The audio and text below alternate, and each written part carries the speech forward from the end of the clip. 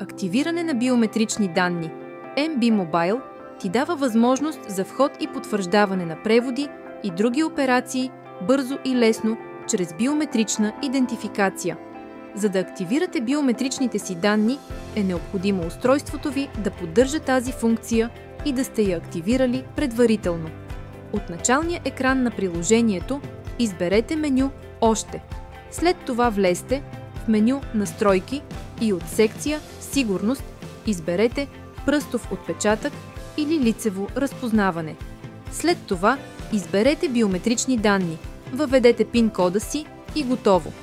Вече може да влизате в приложението и да потвърждавате операциите си бързо и лесно само с пръстов отпечатък или лицево разпознаване, според типа биометрични данни, които поддържа вашето устройство.